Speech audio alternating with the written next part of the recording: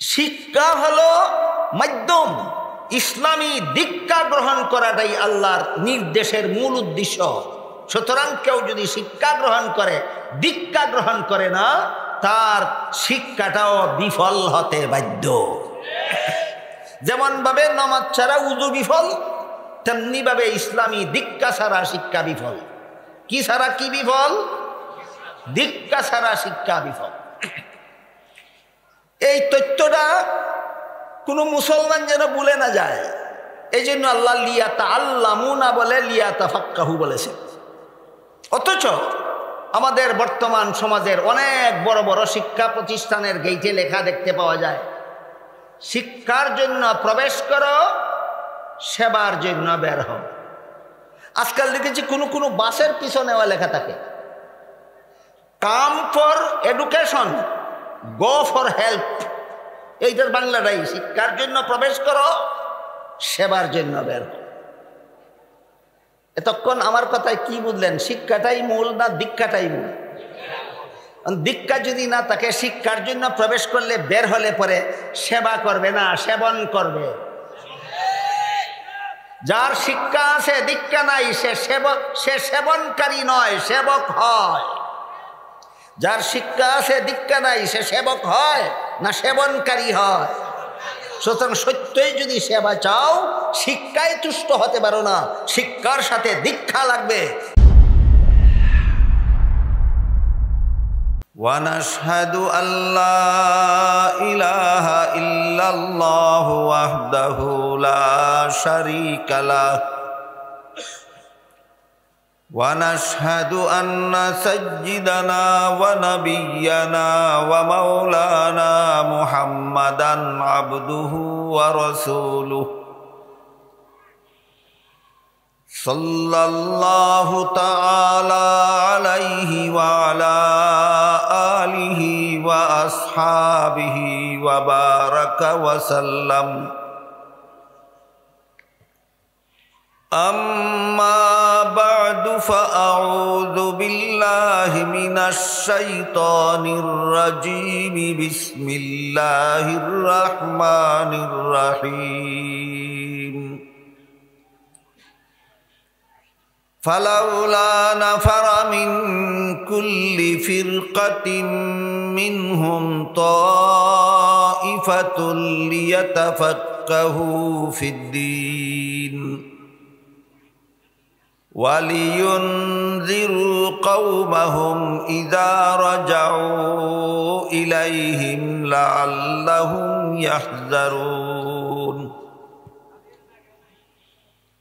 وقال رسول الله صلى الله عليه وسلم طلب العلم فريضة على كل مسلم أو كما قال عليه الصلاة والسلام শ্রদ্ধেয় সভাপতি হযরত উলামায়ে কেরাম, সম্মানিত সুধী সমাজ, এতদঞ্চলের সর্বস্তরের মুসলমান ভাইয়েরা আমার ও আমার পর্দানিসীন মা ও বোনেরা, পবিত্র কোরআনের একটি আয়াতের অংশ এবং হযরত রাসূল করিম সাল্লাল্লাহু আলাইহি ওয়াসাল্লামের একটি সংক্ষিপ্ত হাদিস আমি আপনাদের সামনে তিলাওয়াত করেছি। তিলাওয়াতকৃত আয়াতাংশে আল্লাহ বলেন, হে মুসলমানগণ, তোমাদের সকলের পক্ষ থেকে কিছু লোক তাআল্লুম ফিদ্দীন হাসিল করার জন্য, তাফাক্কুহ ফিদ্দীন হাসিল করার জন্য বের হয়ে যায়। এই তাফাক্কুহ ফিদ্দীন শব্দটা আরবি ভাষাতেই এই জন্য বললাম যে আর একটু পরে এটার ব্যাখ্যা আপনাদের সামনে তুলে ধরার চেষ্টা করব আমি ইনশাআল্লাহ। আপাতত আমরা মোটামুটিভাবে এই তাফাক্কুহ ফিদ্দীনের বাংলা ধরে নিতে পারি ইসলামী শিক্ষা দীক্ষা। কোরআন হাদিসের ভাষায় যে জিনিসটাকে তাফাক্কুহ ফিদ্দীন বলা হয়, অনুবাদের দ্বারা তার পূর্ণ মর্ম প্রকাশ হয় না, তবে মোটামুটিভাবে এভাবে অনুবাদ করা যায় যে ইসলামী শিক্ষা দীক্ষা। তাই আয়াতের মর্ম দ্বারায় কিছু মুসলমান ইসলামী শিক্ষা দীক্ষা অর্জনের জন্য বের হয়ে যায়। কিন্তু যে হাদিস আমি আপনাদের সামনে তিলাওয়াত করেছি তাতে রাসূল বলেন সমস্ত মুসলমানদের জন্য ইসলামী শিক্ষা অর্জন করা ফরজ। এখন প্রশ্ন দাঁড়ায়, কোরআনে আল্লাহ বলেন কিছু মুসলমান ইসলামী শিক্ষা দীক্ষা অর্জনের জন্য বের হয়ে যাও, আর হাদিসে রাসূল বলেন সব মুসলমানের জন্য ফরজ। তাই প্রশ্ন দাঁড়ায়, সব মুসলমানের জন্য ফরজ হলে কিছু মুসলমান গেলে চলে কিভাবে? আর কিছু মুসলমান গেলে যদি চলে তাহলে সব মুসলমানের উপর ফরজ হয় কিভাবে? এই প্রশ্নের জবাব বোঝার জন্য আমাদের মনে রাখতে হবে ইসলামী শিক্ষার প্রধান তিনটি স্তর আছে। প্রাথমিক স্তরের ইসলামী শিক্ষা, মাধ্যমিক স্তরের ইসলামী শিক্ষা, উচ্চতর স্তরের ইসলামী শিক্ষা। প্রাথমিক স্তরের ইসলামী শিক্ষার পরিমাণ, যে পরিমাণ ইসলামী শিক্ষা গ্রহণ করলে মুসলমানের মতো জীবনযাপন করা যায়, এই পরিমাণ হলো ইসলামের প্রাথমিক শিক্ষা। যেমন সহি শুদ্ধ কলেমা কালাম শিখলে, উযু গোসল শিখলে, পাক নাপাক শিখলে, নামাজ বন্দেগী শিখলে মুসলমানের মতো জীবনযাপন করা যায়। সুতরাং এগুলো হলো ইসলামের প্রাথমিক শিক্ষা।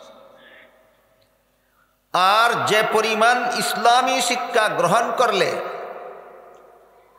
প্রচলিত মাদ্রাসার পাঠ্য কিতাবগুলি পড়ানো যায়,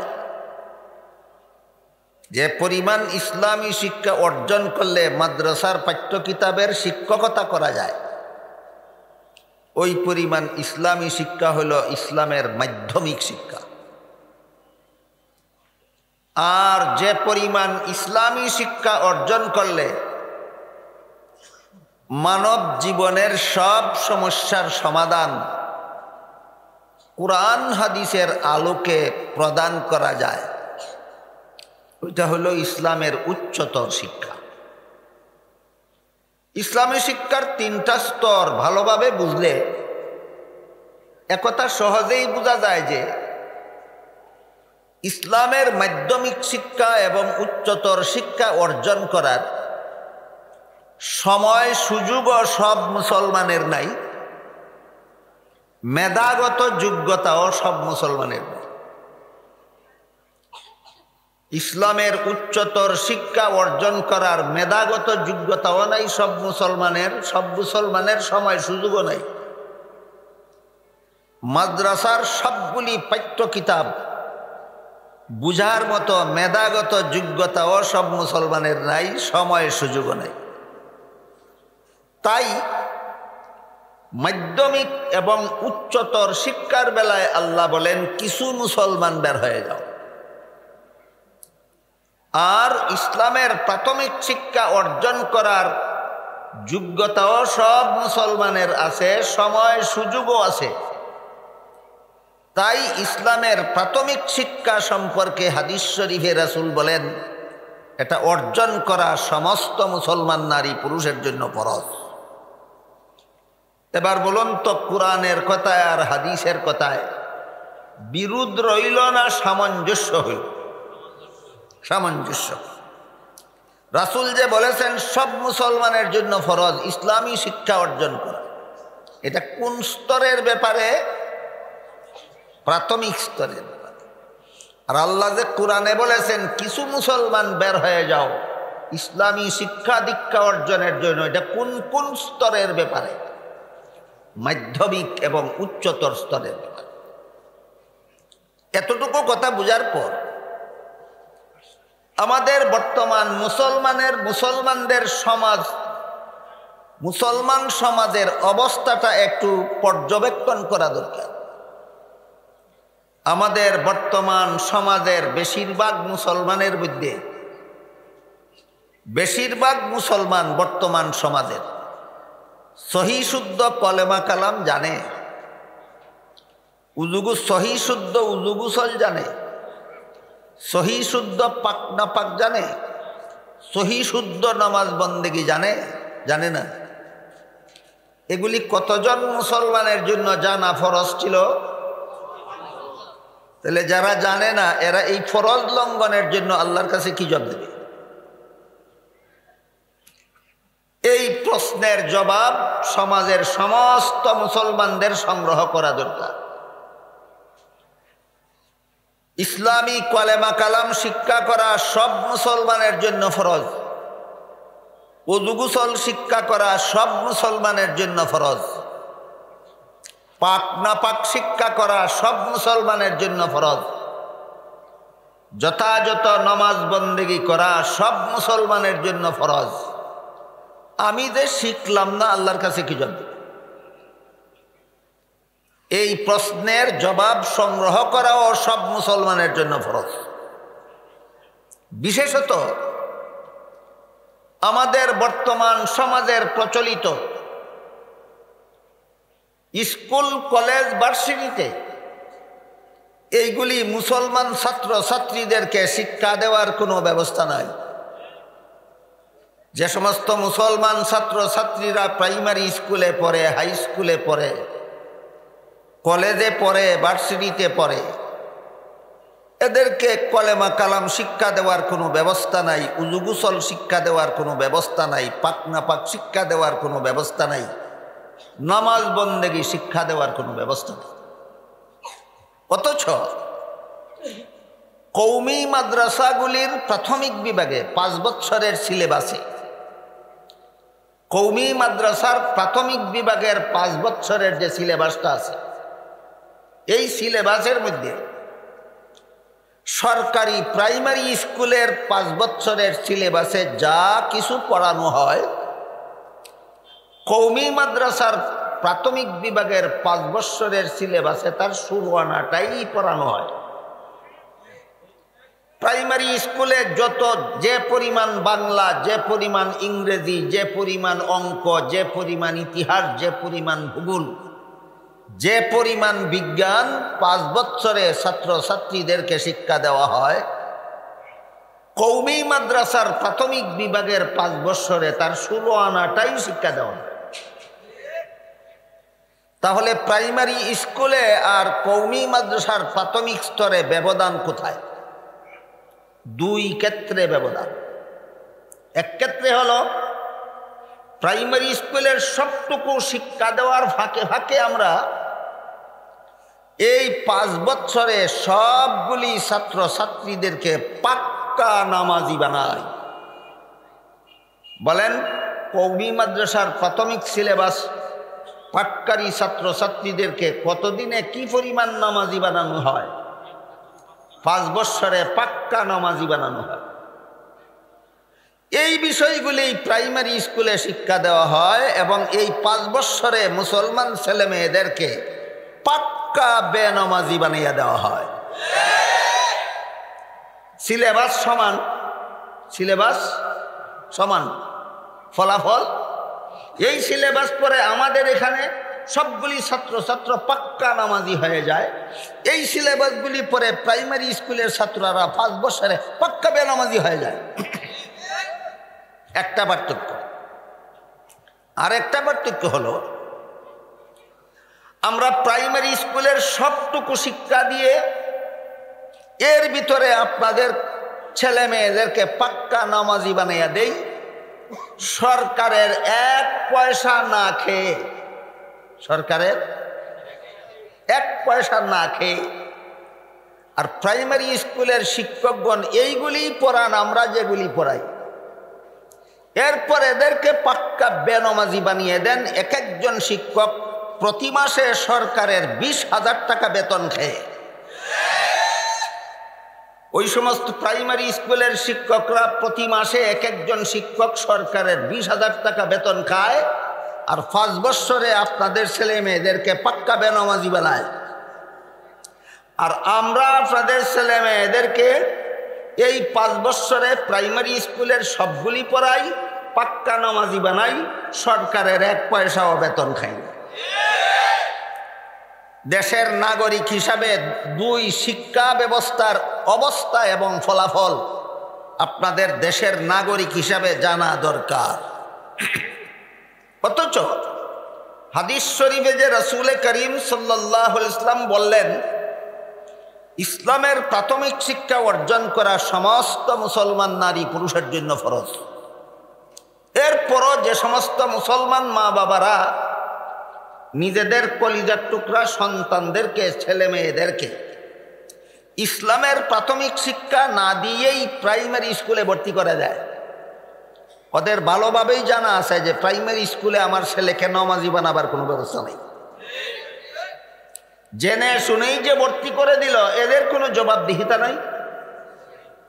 আল্লাহ পাক রব্বুল আলামিন পবিত্র কোরআনে বলেন, ইয়া আইয়ুহাল্লাযীনা আমানু কু আনফুসাকুম ওয়া আহলিকুম নারাম ওয়াকুদুহান নাসু ওয়াল হিজারা। এর অর্থ হলো, হে মুমিন মুসলমানেরা, তোমরাও জাহান্নামের আগুন থেকে বাঁচো, তোমাদের পরিবার পরিজন, বিবি বাচ্চা, ছেলে মেয়েকেও জাহান্নামের আগুন থেকে বাঁচাও। আল্লাহ পবিত্র কোরআনে সরাসরি মুসলমান মা বাবাকে নির্দেশ দিয়েছেন, ছেলে মেয়েকে জাহান্নাম থেকে বাঁচাও। কলেমা কালাম শিক্ষা না দেওয়া হলো জাহান্নাম থেকে বাঁচাবার ব্যবস্থা। উযু গোসল শিক্ষা না দেওয়াটা জাহান্নাম থেকে বাঁচাবার ব্যবস্থা। পাক নাফাক শিক্ষা না দেওয়াটা কি জাহান্নাম থেকে বাঁচাবার ব্যবস্থা? বেনামাজি বানানিটা কি জাহান্নাম থেকে বানাবার ব্যবস্থা? তাহলে যে সমস্ত মুসলমান মা বাবারা নিজেদের ছেলে মেয়েদেরকে কলেমা কালাম শিক্ষা না দিয়ে, উযু গোসল শিক্ষা না দিয়ে, পাক নাফাক শিক্ষা না দিয়ে, নমাজ বন্দেগী শিক্ষা না দিয়ে প্রাইমারি স্কুলে ভর্তি করে দিল, এরা আল্লাহর নির্দেশ অক্ষরে অক্ষরে পালন করলো না, সুলনাটাই লঙ্ঘন করলো। এরা আল্লাহর কাছে কি জবাব দেবে? এই প্রশ্নের জবাবও এদের সংগ্রহ করা দরকার। হে ওই সমস্ত মুসলমান ছেলে মেয়ের মা বাবারা, যারা তোমার ছেলে মেয়েকে কলেমা কালাম শিক্ষা দিলে না, উযু গোসল শিক্ষা দিলে না, পাক নাফাক শিক্ষা দিলে না, নমাজ বন্দেগী শিক্ষা দিলে না, প্রাইমারি স্কুলে ভর্তি করে দিয়েছ, তোমার ভালোভাবে জানা আছে প্রাইমারি স্কুলে এইগুলি শিক্ষা দেওয়ার কোনো ব্যবস্থা নাই। তাই আল্লাহ যে বলেছিলেন তোমার সন্তানকে জাহান্নাম থেকে বাঁচাও, তুমি কেন তোমার কলিজার টুকরা সন্তানকে লাথি মেরে জাহান্নামের পথে পাঠিয়ে দিলে? অবশ্যই শেষ বিচারের দিন আল্লাহর কাছে জবাব দিতে হবে। 2 নম্বর, হাদিস শরীফে রাসূল করিম সাল্লাল্লাহু আলাইহি ওয়াসাল্লাম বলেন, আলা কুল্লুকুম রাইন ওয়া কুল্লুকুম মাসউলুন আন রাইয়াতিহি। তোমাদের প্রত্যেকেই দায়িত্বশীল, প্রত্যেককেই যার যার অধীনস্থদের ব্যাপারে আল্লাহর কাছে জবাব দিতে হবে।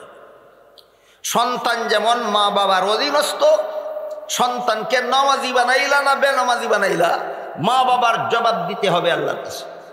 ঠিক তেমনি ভাবে প্রাইমারি স্কুলে যে মুসলমান ছাত্রছাত্রীরা ভর্তি হলো, হাই স্কুলে যে মুসলমান ছাত্রছাত্রীরা ভর্তি হলো, কলেজে যে মুসলমান ছাত্রছাত্রীরা ভর্তি হলো, ভার্সিটিতে যে মুসলমান ছাত্রছাত্রীরা ভর্তি হলো, এই সমস্ত স্কুল কলেজ ভার্সিটির প্রতিষ্ঠাতা, পরিচালক, শিক্ষক, ছাত্ররা কি এদের অধীনস্থ নয়? তাহলে হাই স্কুল কর্তৃপক্ষ, প্রাইমারি কর্তৃপক্ষ, কলেজ কর্তৃপক্ষ, ভার্সিটি কর্তৃপক্ষ, তোমাদের প্রতিষ্ঠানে যত মুসলমান ছেলে মেয়ে লেখাপড়া করার জন্য ভর্তি হয়েছে, এরা তোমাদের অধীনস্থ। আল্লাহ রসুল 1500 বছর আগে বলে গেছেন, তোমার অধীনস্থদেরকে জাহান্নাম থেকে বাঁচার পথে চালাইলা কিনা চালাইলা না, শেষ বিচারের দিন আল্লাহর কাছে জবাব দিতে হবে। সুতরাং এই কপালফুরা মুসলমান সমাজের অধিকাংশ মুসলমানদের সন্তানের এই ভাগ্য বিড়ম্বনা ঘটেছে। বেশিরভাগ মুসলমান মা বাবারা তাদের সন্তানকে ইসলামের প্রাথমিক শিক্ষা না দিয়েই স্কুল কলেজে ভর্তি করে দেয়, আর স্কুল কলেজ কর্তৃপক্ষ মুসলমান সন্তানদেরকে ইসলামের প্রাথমিক শিক্ষা দেওয়ার কোনো ব্যবস্থা করার প্রয়োজনীয়তাই গ্রহণ করে না। সুতরাং এই মা বাবারাও আল্লাহর কাছে জবাবদিহি করবে, সন্তানকে জাহান্নামের পথে ঠেলে দিছিলা কেন? এই সমস্ত শিক্ষা গুরুদেরকেও আল্লাহর কাছে জবাব দিতে হবে, তোমাদের ছাত্রদেরকে জাহান্নামের পথে ঠেলে দিছিলা কেন?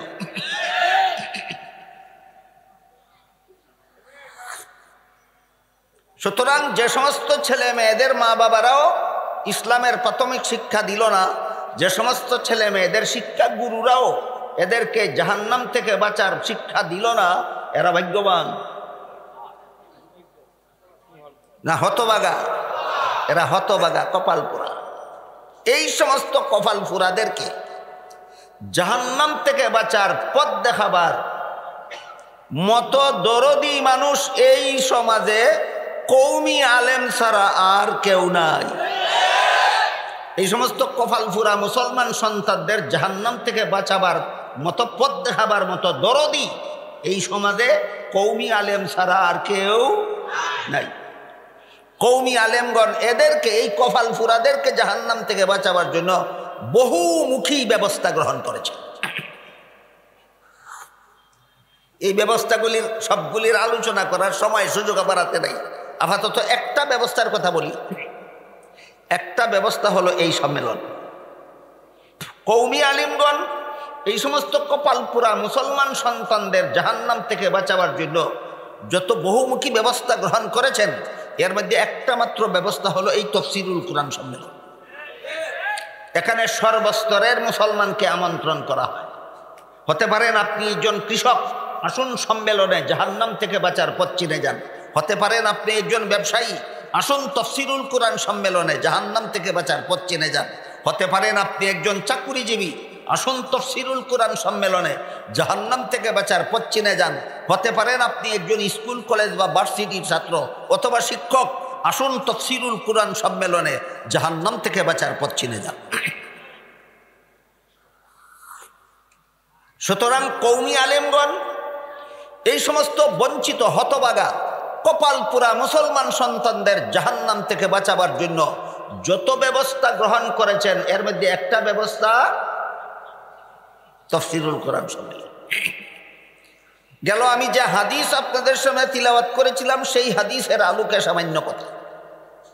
এবার যে আয়াতাংশ তিলাওয়াত করেছিলাম তার আলোকে কিছু কথা বলি।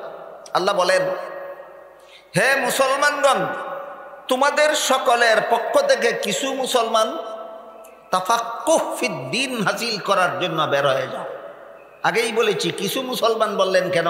এখানে প্রাথমিক শিক্ষার কথা নয়, এখানে মাধ্যমিক এবং উচ্চতর শিক্ষার কথা। এটা অর্জন করার যোগ্যতাও সব মুসলমানের নাই, সময় সুযোগও নাই।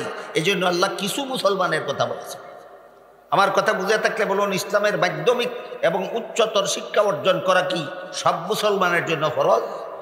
না, কিছু মুসলমান। এই জন্য আল্লাহ কিছু মুসলমানের কথা বলেছে। আল্লাহ বলেন, এরা কেন বের হয়ে যাবে? বলেন, লিয়াতাফাক্কাহু ফিদ্দীন, তাফাক্কুহ ফিদ্দীন হাসিল করার জন্য। আমি আগেই বলেছি, কোরআন হাদিসের এই ভাষায় আমি শব্দটা আপনাদের সামনে তুলে ধরেছি, তাফাক্কুহ ফিদ্দীন। যারা এই কোরআন হাদিসের ভাষা বুঝেন না, তারা অন্তত মেহেরবানি করে শব্দ দুইটা মনে রাখুন, তাফাক্কুহ ফিদ্দীন। বলেছিলাম মোটামুটি বাংলায় তর্জমা বলা যেতে পারে ইসলামী শিক্ষা দীক্ষা। মোটামুটি ভাবে বাংলা তর্জমা বলা যায় ইসলামী শিক্ষা দীক্ষা। এই ইসলামী শিক্ষা দীক্ষা বা তাফাক্কুহ ফিদ্দীন কাকে বলে, এটা বোঝার জন্য, পরিষ্কারভাবে বোঝার জন্য আগে আমাদের দুইটা শব্দ পৃথক পৃথকভাবে বুঝে নিতে হবে। একটা হলো আমাদের দিন বলতে কি বুঝায়, আর একটা হলো তাফাক্কুহ ফিদ্দীন বলতে কি বুঝায়। আগে আমরা দিন কাকে বলে বুঝবো, তারপরে বুঝবো তাফাক্কুহ ফিদ্দীন কাকে বলে। এজন্যই কোরআন হাদিসের ভাষার শব্দ দুটি আমি হুবহু আপনাদের সামনে তুলে ধরেছি। একটা হলো দিন আর একটা হলো তাফাক্কুহ ফিদ্দীন। প্রথমে আমরা বোঝার চেষ্টা করি দিন কাকে বলে। এই প্রশ্নের জবাব জামে মানে ভাবে পরিপূর্ণভাবে রাসূল করিম সাল্লাল্লাহু আলাইহি ওয়াসাল্লামের একটি হাদিসে পাওয়া যায়। মুহাদ্দিসিনে কেরামের পরিভাষায় হাদিসটাকে হাদিসে জিবরিল বলা হয়। এক হাদিসে উল্লেখ আছে আল্লাহর রসুলকে জিবরিল ফেরেশতা কতগুলি প্রশ্ন করেছিলেন, রাসূল প্রশ্নগুলির জবাব দিয়েছিলেন। যেহেতু রাসূলের সাথে জিবরিলের প্রশ্নোত্তর হয়েছিল, এই জন্য মুহাদ্দিসিন এই হাদিসটাকে হাদিসে জিবরিল বলেন।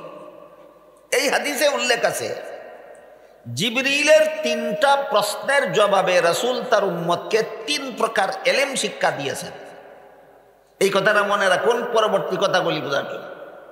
জিবরিলের 3 প্রশ্নের জবাবে রাসূল তার উম্মতকে 3 প্রকার এলেম শিক্ষা দিয়েছেন।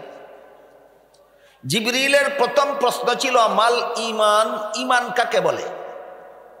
জিবরিলের দ্বিতীয় প্রশ্ন ছিল মাল ইসলাম, ইসলাম কাকে বলে।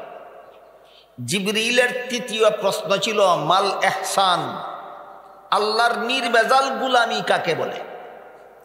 ঈমান কাকে বলে, ইসলাম কাকে বলে, আল্লাহর নির্ভেজাল গুলামি কাকে বলে। এই 3 প্রশ্নের জবাবে রাসূল তার উম্মতকে 3 প্রকার এলেম শিক্ষা দিয়েছে। কোন প্রশ্নের জবাবে কোন এলেম শিক্ষা দিলেন তা এবার বোঝার চেষ্টা করেন।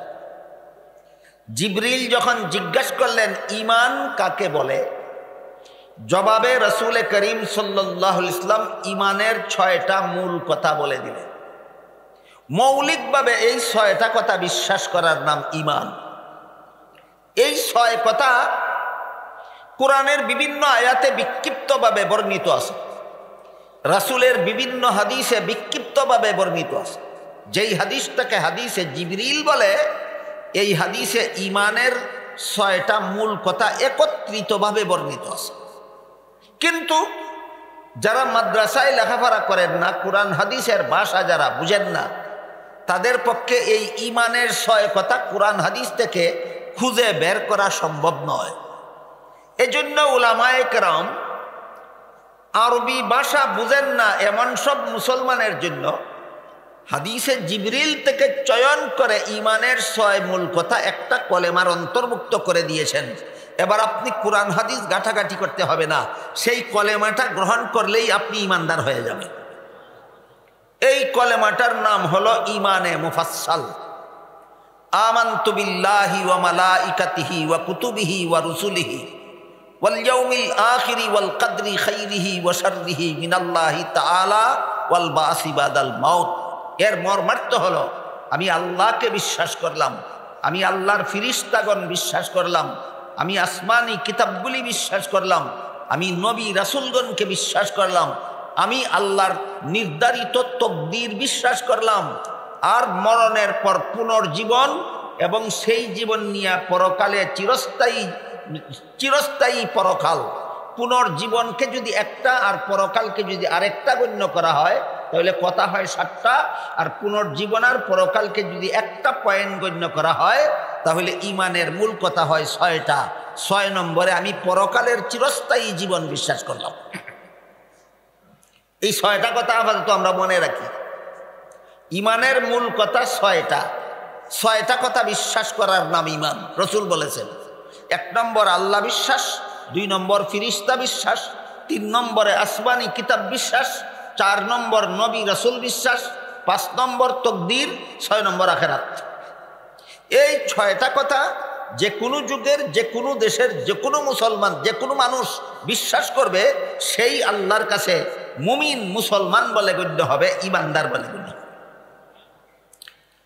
এই 6 কথার সাথে আরো যত আনুষঙ্গিক কথা আছে সবগুলিকে সবিস্তারে দলিল প্রমাণ সহ আকাবিরিনে উম্মত, এই উম্মতের শীর্ষস্থানীয় আলেমগণ, এদেরকে আকাবিরিনে উম্মত বলা হয়। উম্মতের শীর্ষস্থানীয় আলেমগণকে আকাবিরিনে উম্মত বলা হয়। 6 কথার সাথে আরো যত আনুষঙ্গিক কথা আছে সবগুলিকে সবিস্তারে দলিল প্রমাণ সহ আকাবিরিনে উম্মত একটা ফন্নে মুদাব্বান করেছেন, একটা শাস্ত্রে বিন্যস্ত করেছেন। পরিভাষাগতভাবে এই শাস্ত্রটাকে ইলমে আকাইদ বলা হয়, যার মর্ম হলো জিবরিলের প্রথম প্রশ্নের জবাবে রাসূল তার উম্মতকে ইলমে আকাইদ শিক্ষা দিয়েছেন। এই কথাটা মনে রাখুন, জিবরিলের প্রথম প্রশ্নের জবাবে রাসূল তার উম্মতকে ইলমে, নামটা মনে থাকবে, ইলমের নামটা মনে থাকবে, ইলমে আকাইদ। আমি একটু পরে ইনশাল্লাহ বলবো ইলমে আকাইদের ডেফিনেশন কি, ইলমে আকাইদ বলবো। আপাতত নামটা মনে রাখুন, জিবরিলের প্রথম প্রশ্নের জবাবে রাসূল তার উম্মতকে ইলমে আকাইদ শিক্ষা দিয়েছেন। এবার জিবরিল 2 নম্বর প্রশ্ন করলেন। দ্বিতীয় প্রশ্নে জিবরিল জিজ্ঞেস করলেন মাল ইসলাম, ইসলাম কাকে বলে? জবাবে রাসূল করিম সাল্লাল্লাহু আলাইহি ওয়াসাল্লাম ইসলামের 5টা মূল কথা বলে দিয়েছেন। ইমানের মূল কথা ছিল 6টা, আর ইসলামের মূল কথা 5টা। কলেমা স্বীকার করা, 5 বেলার নামাজ কায়েম করা, রমজান মাসে রোজা রাখা, ধনী হলে যাকাত দেওয়া, আর সামর্থ্যবান হলে হজ করা, ইসলামের মূল কথা 5টা। এর সাথে আরো যত আনুষঙ্গিক কথা আছে সবগুলিকে সবিস্তারে দলিল প্রমাণ সহ আকাবিরিনে উম্মত আরেকটা শাস্ত্রে বিন্যস্ত করেছেন। পরিভাষাগতভাবে ওই শাস্ত্রটাকে ইলমে ফিকহ বলা হয়।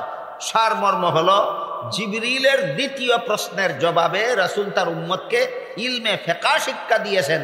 এই কথাটা মনে রাখুন, জিবরিলের দ্বিতীয় প্রশ্নের জবাবে রাসূল তার উম্মতকে কোন ইলম শিক্ষা দিলেন? ইলমে ফিকহ।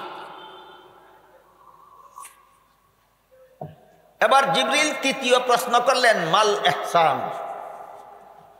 ইহসান শব্দের অর্থ খাঁটি, ইহসান শব্দের অর্থ নির্ভেজাল, ইহসান শব্দের অর্থ সুন্দর, ইহসান শব্দের অর্থ পরিপূর্ণ। এই প্রশ্নের সারমর্ম হলো আল্লাহর নির্ভেজাল গোলামি কাকে বলে? আপনারা যারা আমার কথা শুনছেন, আমি আপনাদের জিজ্ঞেস করি, আপনারা কি আল্লাহর গোলাম না গোলাম না? এবার বলুন, আপনারা কি আল্লাহর ভেজাল গোলাম হতে চান না নির্ভেজাল? এই কথাটাই জিবরিল রাসূলকে জিজ্ঞেস করলেন, আল্লাহর নির্ভেজাল গোলাম কিভাবে হওয়া যায়? রাসূল করিম সাল্লাল্লাহু আলাইহি ওয়াসাল্লাম এই প্রশ্নের জবাবে আল্লাহর নির্ভেজাল গোলামির 2টা মূল কথা বলে দিয়েছেন। ইমানের মূল কথা 6টা, ইলমে আকাইদের মূল কথা 6টা, ইলমে ফিকহের মূল কথা 5টা, আর আল্লাহর নির্ভেজাল গোলামির মূল কথা 2টা।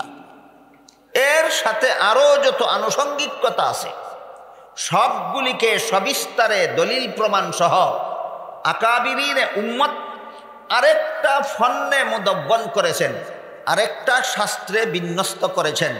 পরিভাষাগতভাবে সেই শাস্ত্রটাকে ইলমে তাজকিয়াও বলা হয়, ইলমে তাসাব্বুফও বলা হয়। সারমর্ম হলো জিবরিলের তৃতীয় প্রশ্নের জবাবে রাসূল তার উম্মতকে ইলমে তাজকিয়া শিক্ষা দিয়েছেন। এবার বলুন, প্রথম প্রশ্নের জবাবে কোন ইলম শিক্ষা দিয়েছিলেন? ইলমে আকাইদ। দ্বিতীয় প্রশ্নের জবাবে কোন ইলম শিক্ষা দিয়েছিলেন? ইলমে ফিকহ। তৃতীয় প্রশ্নের জবাবে কোন ইলম শিক্ষা দিলেন? ইলমে তাজকিয়া। জিবরিলের 3 প্রশ্নের জবাবে রাসূল তার উম্মতকে 3 প্রকার ইলম শিক্ষা দিলেন: ইলমে আকাইদ, ইলমে ফিকহ, ইলমে তাজকিয়া। এবার আমরা বোঝার চেষ্টা করব ইলমে আকাইদ কাকে বলে, ইলমে ফিকহ কাকে বলে, ইলমে তাজকিয়া কাকে বলে। আল্লাহর যে সমস্ত বিধান শুধুমাত্র অন্তরে বিশ্বাস করলেই হয়, কাজে পরিণত করার কিছু নাই, ওই বিধানগুলি জানার নাম ইলমে আকাইদ। যেমন আল্লাহ আছেন, বিশ্বাস করতে হয়। আল্লাহ একজন, বিশ্বাস করতে হয়। আল্লাহ লা শরীক, বিশ্বাস করতে হয়। এইগুলি কোন ইলমের অন্তর্ভুক্ত? ইলমে আকাইদের অন্তর্ভুক্ত। আর আল্লাহর যে সমস্ত বিধান শুধু অন্তরে বিশ্বাস করলেই চলে না, শরীরের বাহ্যিক অঙ্গ প্রত্যঙ্গের দ্বারা পালনও করতে হয়, সেইগুলি জানার নাম ইলমে ফিকহ। যেমন উযুর 4 ফরজ, বিশ্বাস করলেই উযু হয় না, হাত মুখ ধুইতে হয়। নামাজের 13 ফরজ, বিশ্বাস করলেই নামাজ হয় না, রুকু সিজদা করতে হয়। তাহলে আল্লাহর এমন কিছু বিধান আছে যেগুলি শুধু বিশ্বাস করলেই চলে না, শরীরের বাহ্যিক অঙ্গ প্রত্যঙ্গের দ্বারা পালনও করতে হয়। এই বিধানগুলি জানার নাম ইলমে ফিকহ। কথাগুলি মনে রাখতে পারবেন? মনে রাখতে না পারলে পরবর্তী কথাগুলি বুঝবেন না। এই জন্য আবার বলছি, আল্লাহর যে সমস্ত বিধান অঙ্গ প্রত্যঙ্গের দ্বারা পালন করতে হয় না, শুধু অন্তরের দ্বারা বিশ্বাস করলেই হয়, এইগুলি জানার নাম ইলমে আকাইদ। এগুলি জানার নাম ইলমে আকাইদ। আর যে সমস্ত বিধান শুধু বিশ্বাস করলেই চলে না, শরীরের বাহ্যিক অঙ্গ প্রত্যঙ্গের দ্বারা পালনও করতে হয়, এই বিধানগুলি জানার নাম ইলমে ফিকহ। আর আল্লাহর এমন কিছু বিধান আছে যেগুলি শুধু বিশ্বাস করলে চলে না, বাহ্যিক অঙ্গের দ্বারা পালনও করা যায় না, বরং বিশ্বাসও করতে হয় অন্তরের দ্বারা, পালনও করতে হয় অন্তরের দ্বারা। বিশ্বাসও করতে হয় অন্তরের দ্বারা, পালনও করতে হয় অন্তরের দ্বারা। এমন বিধানগুলি জানার নাম ইলমে তাজকিয়া, এমন বিধানগুলি জানার নাম ইলমে তাসাব্বুহ। শুধু বিশ্বাস করলে চলে না, আর বাহ্যিক অঙ্গের দ্বারা পালনও করা যায়। অন্তরের দ্বারা বিশ্বাসও করতে হয়, অন্তরের দ্বারা পালনও করতে হয়। এই এলিমের মূল কথা রাসূল বলে দিয়েছেন দুইটা। ইলমে আকাইদের মূল কথা 6টা, ইলমে ফিকহের মূল কথা 5টা, ইলমে তাজকিয়ার মূল কথা 2টা। ইলমে তাজকিয়ার মূল কথা 2টা। রাসূলের ভাষায় 2টা মূল কথা হলো আনতা আবুদাল্লাহ কাআন্নাকা তারাহু ফাইন লাম তাকুন তারাহু ফাইন্নাহু ইয়ারাক। এই হাদিসের বিভিন্ন বর্ণনা আছে। কোন বর্ণনায় তাবুদা উল্লেখ আছে, কোন বর্ণনায় তামালা উল্লেখ আছে, কোন বর্ণনায় তাফআলা উল্লেখ আছে। সারমর্ম হলো ইলমে তাজকিয়ার মূল কথা 2টা। এই 2 মূল কথার একটা হলো আল্লাহ সদা সর্বদা তোমার সামনে আছে। আপনারা কি বিশ্বাস করেন আল্লাহ সর্বদা আপনাদের পিছনে আছেন না সামনে আছে?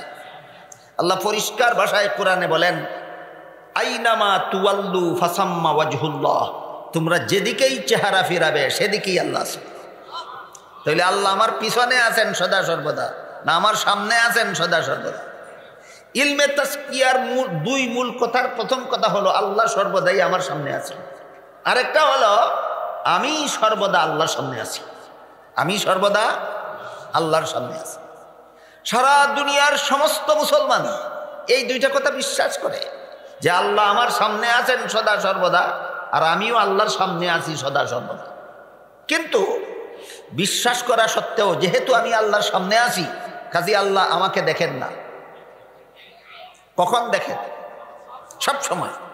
আল্লাহ সর্বদাই আমাকে দেখেন, প্রতিটি মুহূর্তেই আমাকে দেখেন। এই বিশ্বাস সব মুসলমানই করে। কিন্তু অনেক মুসলমান এই বিশ্বাস করা সত্ত্বেও আল্লাহ আমাকে দেখেন বিশ্বাসও করে, চুরিও করে। আল্লাহ আমাকে দেখেন বিশ্বাসও করে, ডাকাতিও করে। আল্লাহ আমাকে দেখেন বিশ্বাসও করে, জিনা ব্যভিচারও করে। আল্লাহ আমাকে দেখেন বিশ্বাসও করে, মানুষের সম্পদ জবরদখলও করে। আল্লাহ আমাকে দেখেন বিশ্বাসও করে, সুদও খায়, বিশ্বাসও করে ঘুষও খায়, বিশ্বাসও করে মদও খায়, বিশ্বাসও করে গাঞ্জাও খায়।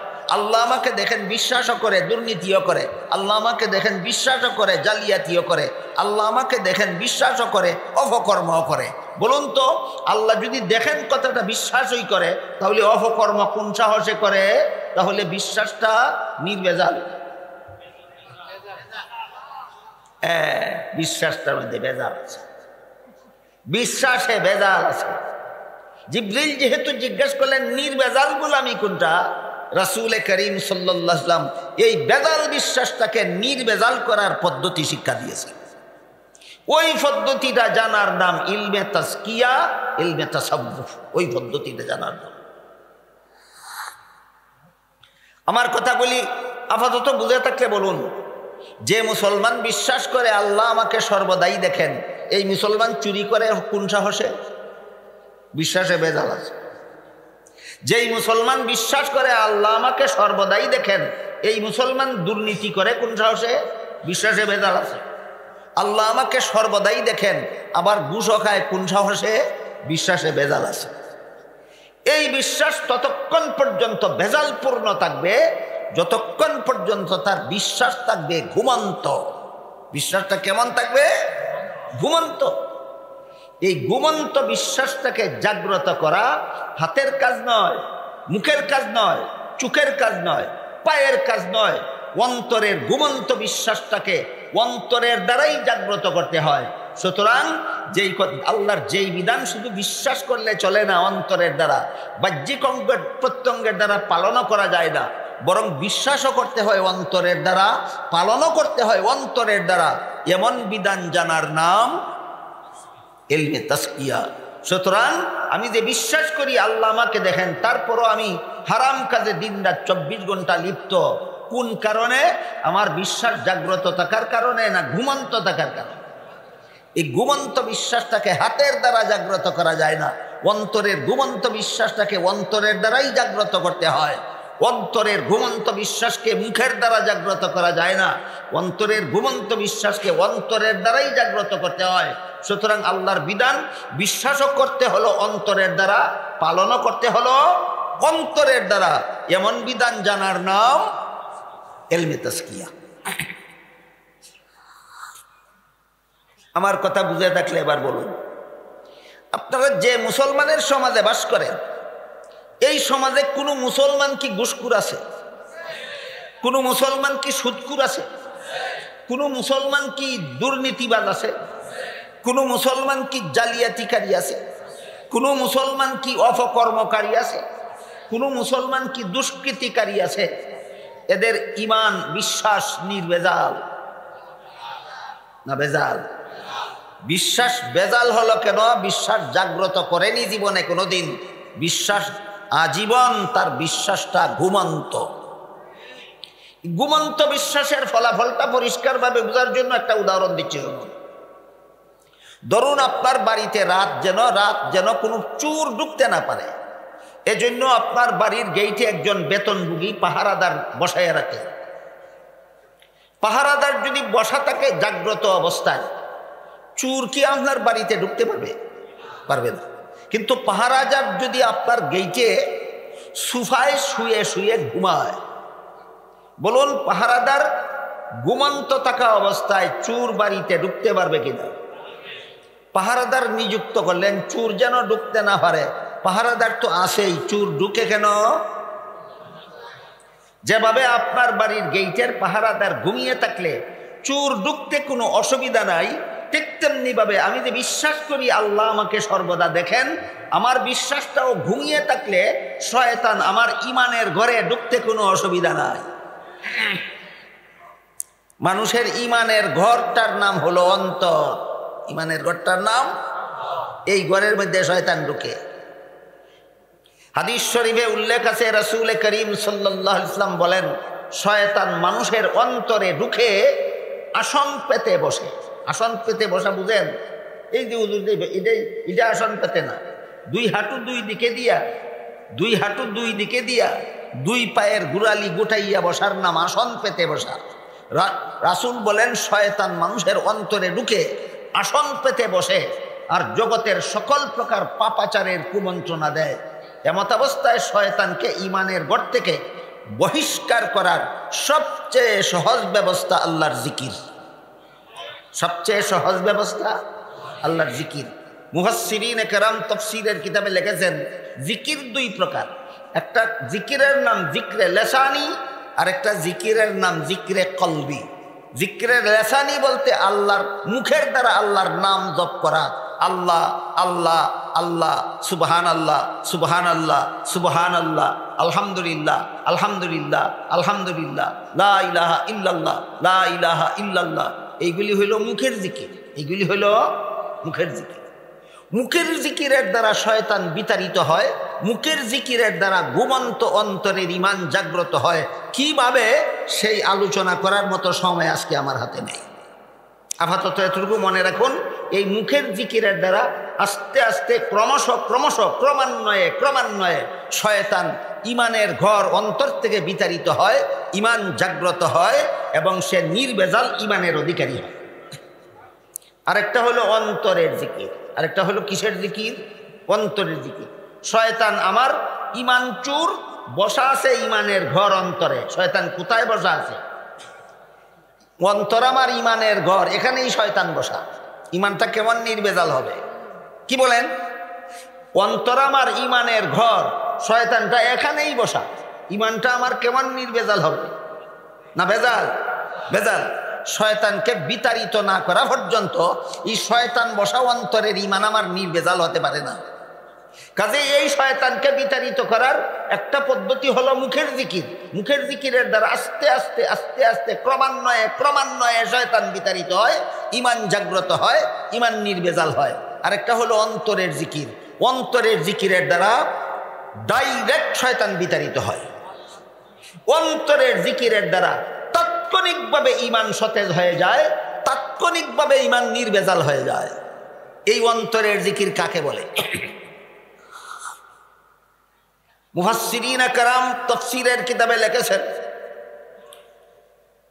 একটা মুমিন মুসলমান তার 24 ঘন্টার প্রতিটি মুহূর্তে যত কাজ করবে, যত পদক্ষেপ দিবে, যত মুহূর্ত অতিক্রান্ত করবে, প্রতিটি মুহূর্তে মুহূর্তে মুমিনের অন্তরে যদি এই কথাটা জাগ্রত থাকে যে এই মুহূর্তে আমি যা করতেছি এতে আল্লাহ খুশি না বেজার, পরবর্তী মুহূর্তে আমি যা করতেছি তাতে আল্লাহ খুশি না বেজার, পরবর্তী মুহূর্তে আমি যা করতেছি আল্লাহ খুশি না বেজার, যদি আমি জানি আমার এই মুহূর্তের কাজটার প্রতি আল্লাহ অসন্তুষ্ট, তাহলে আমার এই কাজ আমি করতে পারি না, এই কাজের সাহস যদি আমার থাকে না, এমন অন্তর যদি গড়া হয়ে যায় তাহলে তার অন্তর জিকিরওয়ালা হয়ে যায়। প্রতিটি মুহূর্তে আমি যেই কাজে লিপ্ত হব সেই কাজটাই আল্লাহ দেখেন। সুতরাং কাজটা যদি আল্লাহর পছন্দসই না হয় তাহলে আমি সেই কাজটা করব না। এমন অন্তর গড়ার নাম কিসের জিকির? অন্তরের জিকির। অন্তরের জিকির যখন আপনার অন্তরে চালু হয়ে যাবে, শয়তান আর কখনো এই অন্তরে স্থান পাবে না। শয়তান স্থায়ীভাবে আপনার অন্তর থেকে বিতাড়িত হয়ে যাবে। আপনার অন্তর হয়ে যাবে নির্ভেজাল, আপনার অন্তর হয়ে যাবে খাঁটি ইমানের অধিকারী। আমি কি আপনাদেরকে বোঝাতে পারলাম? আল্লাহ আমাকে দেখেন, বিশ্বাসটা নির্ভেজাল, বিশ্বাসটা বেজাল থাকলে কি হয়? বিশ্বাসটা ঘুমন্ত থাকলে কি হয়? ইমান নির্ভেজাল, ইমানে ভেজাল থাকে। বিশ্বাস ঘুমন্ত থাকলে ইমান কেমন থাকে? ইমানে ভেজাল থাকে। এবার আমি আপনাদের বোঝাবার চেষ্টা করব, আল্লাহ আমাকে দেখেন কথাটা যে আমি বিশ্বাস করি, বিশ্বাসটা যদি জাগ্রত থাকে তাহলে আমার ইমানটা কেমন হয়। হযরত ইউসুফ আলাইহিস সালামের সাথে জিনা ব্যভিচার করার জন্য জুলাইখা একটা নিরিবিলি কামরায় নিয়ে গেছিল, খাস কামরায়, রাজকীয়ভাবে সজ্জিত কামরা। যেই কামরার মধ্যে ইউসুফ এবং জুলাইখা ছাড়া দুনিয়ার তৃতীয় কোনো মানুষ ছিল। বুঝে থাকলে বলুন তো, ইউসুফকে জুলাইখা যেই খাস কামরায় নিয়ে গেল, এই খাস কামরার ভিতরে কতজন? 2 জন, ইউসুফ আর জুলাইখা। ইউসুফ কামরায় ঢুকেই দেখলেন এই কামরার এক পাশে পর্দা দ্বারা জুলাইখা কোনো কিছু ঢেকে রেখেছে, পর্দা দ্বারা একটা কিছু ঢেকে রেখেছে। ইউসুফ আলাইহিস সালাম জুলাইখাকে জিজ্ঞেস করলেন, এই কামরার ভিতরে এক পাশে তুমি পর্দা দিয়ে কি ঢেকে রেখেছো? জুলাইখা বলে, আমি যেই মূর্তিটার পূজা করি মূর্তিটা ঢেকে রেখেছি। বলুন কি ঢেকে রেখেছে? মূর্তি। ইউসুফ আলাইহিস সালাম জিজ্ঞেস করলেন, তুমি তো এই মূর্তিটার পূজাই করো, ঢেকে রাখলা কেন? জুলাইখা বলে, এই মুহূর্তে আমি তোমার সাথে জিনা করব, মূর্তির সামনে জিনা করতে আমার লজ্জা হয়, এই জন্য মূর্তিটা ঢেকে রেখেছি। ইউসুফ আলাইহিস সালাম জিজ্ঞাসা করলেন, তোমার মূর্তির সামনে জিনা করলে কি মূর্তি দেখে? জুলাইখা বলে, না। তার ও গোচরে জিনা করলেও দেখে না, সামনে জিনা করলেও দেখে না। ইউসুফ জিজ্ঞাসা করলেন, যাকে ডাকলেও দেখে না, না ডাকলেও দেখে না, তাকে ডাকলা কেন? প্রশ্নোত্তর বুঝতেছেন আপনারা? কি জিজ্ঞাসা করলেন? এটা তো ডাকলেও দেখে না, না ডাকলেও দেখে না, তাইলে ডাকলা কেন আমার সাথে জিনা করার জন্য? জুলাইখা বলে, আমার মূর্তি যদিও দেখে না, কিন্তু যে কারিগর মূর্তিটা বানাইছে এই মূর্তির চোখের মধ্যে দেখার ভঙ্গি দিয়ে বানাইছে। চক্ষু খোলা অবস্থায় মূর্তি নির্মাণ করেছে, বন্ধ করা অবস্থায় নয়। সুতরাং মূর্তির চোখের মধ্যে দেখার ভঙ্গি আছে, এই ভঙ্গিটার কারণে আমার লজ্জা করে। হযরত ইউসুফ আলাইহিস সালাম বললেন, তোর পূজার মূর্তি চোখের মধ্যে শুধু দেখার ভঙ্গি আছে, আসলে দেখে না। এটার সামনে যদি আমার সাথে জিনা করতে তোর লজ্জা হয়, আমার আল্লাহ যে আসলেই দেখে। এবার বল, আমার আল্লাহর সামনে তোর সাথে জিনা করতে কি আমার লজ্জা হয় না? ঘটনা বুঝে থাকতে বলুন, ইউসুফ আলাইহিস সালামের আল্লাহ আমাকে দেখেন, এই বিশ্বাসটা ছিল ঘুমন্ত। তাহলে আমার কথা বুঝে থাকতে বলুন, আল্লাহ আমাকে সর্বদা সদা সর্বদা দেখেন, এই বিশ্বাস যদি জাগ্রত হয়, এই বিশ্বাস যদি জাগ্রত হয়, তাহলে এই বিশ্বাসের ফলাফল কি দাঁড়ায়? আল্লাহর অসন্তুষ্টিমূলক কোনো কাজের সাহস থাকে না। আল্লাহর অসন্তুষ্টিমূলক কোনো কাজের সাহস থাকে না। আল্লাহ আমাকে সদা সর্বদা দেখেন, এই বিশ্বাস ঘুমন্ত থাকলে সকল প্রকার হারাম কাজের সাহস হয়। আল্লাহ আমাকে সদা সর্বদা দেখেন, এই বিশ্বাস জাগ্রত থাকলে কোনো হারাম কাজের সাহস থাকে না। বিষয়টা কি আপনাদেরকে বুঝাতে পারলাম? এবার বলুন, আল্লাহ আমাকে সদা সর্বদা দেখেন, বিশ্বাসও করি অন্তরের দ্বারা। এই বিশ্বাস ঘুমন্ত থাকলে জাগাতেও হবে অন্তরের দ্বারা। সুতরাং আল্লাহর যে বিধান অন্তরের দ্বারা বিশ্বাসও করতে হয়, অন্তরের দ্বারা পালনও করতে হয়, এমন সব বিধান জানার নাম ইলমে তাজকিয়া। ইলমে তাজকিয়াও বলে, ইলমে তাসাউফও বলে। এমন সব বিধান জানার নাম ইলমে তাজকিয়া, ইলমে তাসাউফ। এই ইলমে তাজকিয়ার মূল কথা রাসূল দুইটা বলে দিয়েছেন। একটা হলো আল্লাহ সদা সর্বদা আমার সামনে আছেন, আর একটা হলো আমি সদা সর্বদা আল্লাহর সামনে আছি। এর সাথে আরো যত আনুষঙ্গিক কথা আছে, সবগুলিকে সবিস্তারে দলিল প্রমাণ সহ আকাবিরিনে উম্মত একটা শাস্ত্রে মুদব্বন করেছেন। এই শাস্ত্রটাকেই পরিভাষাগতভাবে ইলমে তাজকিয়া বলা হয়, ইলমে তাসাউফ বলা হয়। এই রসুলের বর্ণিত দুই কথার সাথে আরো যত আনুষঙ্গিক কথা, এই আনুষঙ্গিক কথাগুলিও কোরআন হাদিসের দ্বারা প্রমাণিত। এই জন্য আনুষঙ্গিক কথাগুলিকেও আকাবিরিনে উম্মত দলিল প্রমাণের দ্বারাই সাব্যস্ত করেছেন। যেমন হযরত আল্লামা ইমাম গাজালি রহমতুল্লাহি আলাইহি আরবাঈন ফি উসুলিদ্দিন নামক কিতাবে লিখেছেন, মানুষের অন্তরের মধ্যে কতগুলি কুস্বভাব অটোমেটিকলি জন্ম হয়। ফলাতে হয় না, অটোমেটিকলি জন্ম হয়। অটোমেটিকলি জন্ম হয়। কৃষকের ক্ষেতের মধ্যে যেমন চাষাবাদ না করলে আগাছা এমনিতেই জন্ম হয়, ঠিক তেমনিভাবে মানুষের অন্তরের মধ্যে কতগুলি কুস্বভাব এমনিতেই জন্ম হয়। এই কুস্বভাবগুলির থেকে অন্তরকে পরিষ্কার করার নাম তাজকিয়া। কুস্বভাবগুলির থেকে অন্তরকে পরিষ্কার করার নাম তাজকিয়ায়ে নফস, আত্মা পবিত্রকরণ। এরপর এই মনের মধ্যে কতগুলি সুস্বভাবের ফসল মেহনত করে ফলাতে হয়। আগাছাগুলি পরিষ্কার করতে হয়, ফসলগুলি ফলাতে হয়।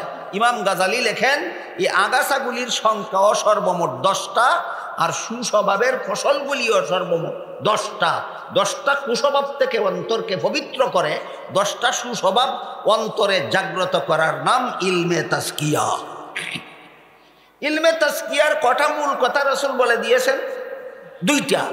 আর ইমাম গাজালি আনুষঙ্গিক কথা মিলে সর্বমোট কটা বলেছেন, 10টা কুস্বভাব পবিত্রকরণ, 10টা সুস্বভাবের জন্ম দেওয়ান।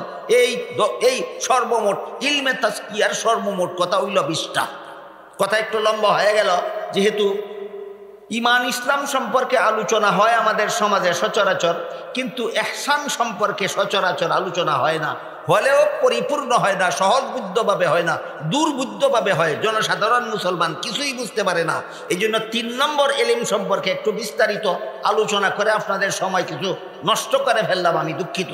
আমি বলতেছিলাম, জিবরিলের 3 প্রশ্নের জবাবে রাসূল উম্মতকে 3 প্রকার এলিম শিক্ষা দিয়েছে। এবার মূল কথার দিকে ফিরে যায়। প্রথম প্রশ্নের জবাবে রাসূল উম্মতকে ইলমে আকাইদ শিক্ষা দিয়েছে। দ্বিতীয় প্রশ্নের জবাবে রাসূল উম্মতকে ইলমে ফিকহ শিক্ষা দিয়েছেন।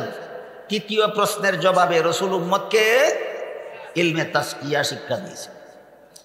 এরপর জিবরিল চলে যাওয়ার পর উপস্থিত সাহাবাদেরকে রাসূল জিজ্ঞাসা করলেন, কোন লোকটা এসে আমার সাথে প্রশ্নোত্তর করে চলে গেল, তোমরা কি তাকে চিনতে পেরেছ? জিবরিল এসেছিলেন একজন অচেনা মানুষের আকৃতি ধারণ করে। কেমন মানুষের? অচেনা। এই জন্য সাহাবাগণ বলেন আমরা চিনতে পারি। বুঝে থাকলে বলুন তো, সাহাবাগণ তাকে চিনতে পারলেন না কেন? হ্যাঁ, জিবরিল এসেছিলেন একজন অচেনা মানুষের আকৃতি ধারণ করে, এই জন্য সাহাবাগণ বলেন আমরা চিনতে পারি। তখন রাসূল বলেন, হুয়া জিবরিলু আতাকুম ইউআল্লিমুকুম দীনাকুম। ইনি জিবরিল ফেরেশতা, অচেনা মানুষের আকৃতি ধারণ করে এসেছিলেন। আমাকে প্রশ্ন করবে না, আমি জবাব দেব, এর মাধ্যমে তোমরা তোমাদের দিন শিখে নেবে। সুতরাং এই হাদিসে আল্লাহর রাসূল 3 প্রকার এলেমকে আমাদের দিন বলে আখ্যায়িত করেছেন। 3টা এলেমের সমষ্টি হলো আমাদের দিন। প্রথম এলেমের নাম ইলমে আকাইদ, দ্বিতীয় এলেমের নাম ইলমে ফিকহ, তৃতীয় এলেমের নাম ইলমে তাজকিয়া। এই হাদিসে আল্লাহ রাসূল কতটা এলেমকে আমাদের দিন বলে আখ্যায়িত করেছেন? 3টা এলেমের নাম আমাদের দিন। আলোচনা ছিল, আল্লাহ বলেছেন কিছু মুসলমান বের হয়ে যাও তাফাক্কুহ ফিদ্দিন হাসিল করার জন্য। আলোচনা ছিল সেখানে তাফাক্কুহ ফিদ্দিন বোঝার জন্য আগে আমাদের দিন বুঝতে হয়েছে। আমাদের দিন কোন জিনিসের নাম? 3 এলেমের সমষ্টির নাম। আমি কি বিষয়টা আপনাদেরকে বুঝাতে পারলাম? আমাদের দিন কোন জিনিসের নাম? 3 এলেমের সমষ্টির নাম। সুস্পষ্ট প্রমাণ হাদিসে জিবরিল। হাদিসে জিবরিলে উল্লেখ আছে, জিবরিলের প্রথম প্রশ্নের জবাবে রাসূল উম্মতকে ইলমে আকাইদ শিক্ষা দিয়েছেন। জিবরিলের দ্বিতীয় প্রশ্নের জবাবে রাসূল উম্মতকে ইলমে ফিকহ শিক্ষা দিয়েছেন। জিবরিলের তৃতীয় প্রশ্নের জবাবে রাসূল উম্মতকে ইলমে তাজকিয়া শিক্ষা দিয়েছেন। বিদায় হওয়ার পরে বলেছেন, এই 3টা এলিমের সমষ্টি তোমাদের দিন। 3 এলিমের সমষ্টি আমাদের দিন। এবার আমরা বোঝার চেষ্টা করব তাফাক্কুহ ফিদ্দিন কাকে বলে। আয়াত পড়েছিলাম, আল্লাহ বলেন, ফালাউলা নাফারা মিন কুল্লি ফিরকাতিন মিনহুম তাইফাতুল লিয়াতাফাক্কাহু ফিদ্দিন। আল্লাহ বলেন, হে মুমিন মুসলমানেরা, তোমাদের সকলের পক্ষ থেকে কিছু মুসলমান বের হয়ে যাও তাফাক্কুহ ফিদ্দিন হাসিল করার জন্য। আয়াতের ব্যাখ্যায় মুফাসসিরিনে কেরাম লিখেছেন, আমি আয়াতের তাফসীরকে কেন্দ্র করে আলোচনা শুরু করেছি। কেন? আপনাদের সম্মেলনের হেডিং হলো, শিরোনাম হলো তাফসীরুল কোরআন মহাসম্মেলন। কাজী আয়াতের তাফসীরের আলোকে আমরা যেন বিষয়টা বুঝে নিতে পারি, এই জন্য তাফসীরি ভঙ্গিতে আলোচনাটা করতে যাচ্ছি। মুফাসসিরিনে কেরাম আয়াতের তাফসীরে লিখেছেন, আল্লাহ যদি বলতেন লিয়াতাআল্লামু ফিদ্দিন, তাহলে অর্থ হতো ইসলামের বিধিবিধান শিক্ষা করার জন্য বের হয়ে যাও। কিন্তু আল্লাহ এটা বলেননি। আল্লাহ লিয়াতাআল্লামু ফিদ্দিন বলেননি, তাআল্লুম ফিদ্দিন হাসিল করার জন্য বের হয়ে যাও বলেননি। আল্লাহ লিয়াতাআল্লামুনা বলে লিয়াতাফাক্কাহু বলেছেন। ইসলাম শিখার জন্য বের হয়ে যাও বলেননি, ইসলাম শিখার সাথে সাথে ইসলামী দীক্ষা গ্রহণ করার জন্য বের হয়ে যাও বলেছে। শিক্ষাটাই মুখ্য নয়, শিক্ষাটা মাধ্যম, দীক্ষাটাই মুখ্য। কেমনে বুঝায়? একটা উদাহরণ দিচ্ছি শুনুন। 5 বেলার নামাজ ফরজ কিনা? 5 বেলার নামাজ ফরজ, এটাই মূল। কিন্তু উযু ছাড়া নামাজ হয় না। এই জন্য নামাজ শুদ্ধ হওয়ার জন্য উযু করতে হয়। উযুটাই মূল উদ্দেশ্য ছিল না নামাজ শুদ্ধ হওয়ার মাধ্যম? নামাজ শুদ্ধ হওয়ার মাধ্যম হলো উযু, মূল ইবাদত হলো নামাজ, মূল ইবাদত হলো নামাজ। সুতরাং কেউ যদি উযু করার পর নামাজ পড়ে না, তার উযু যেমন বিফল। কি বলেন? তার উযু করলো, নামাজ পড়লো না, উযু সফল না বিফল? ঠিক তেমনি ভাবে শিক্ষা হলো মাধ্যম। ইসলামী দীক্ষা গ্রহণ করাটাই আল্লাহর নির্দেশের মূল উদ্দেশ্য। সুতরাং কেউ যদি শিক্ষা গ্রহণ করে, দীক্ষা গ্রহণ করে না, তার শিক্ষাটাও বিফল হতে বাধ্য। যেমন ভাবে নামাজ ছাড়া উযু বিফল, তেমনি ভাবে ইসলামী দীক্ষা ছাড়া শিক্ষা বিফল। কি ছাড়া কি বিফল? দীক্ষা ছাড়া শিক্ষা বিফল। এই তথ্যটা কোনো মুসলমান যেন ভুলে না যায়, এই জন্য আল্লাহ লিয়াতাআল্লামুনা বলে লিয়াতাফাক্কাহু বলেছে।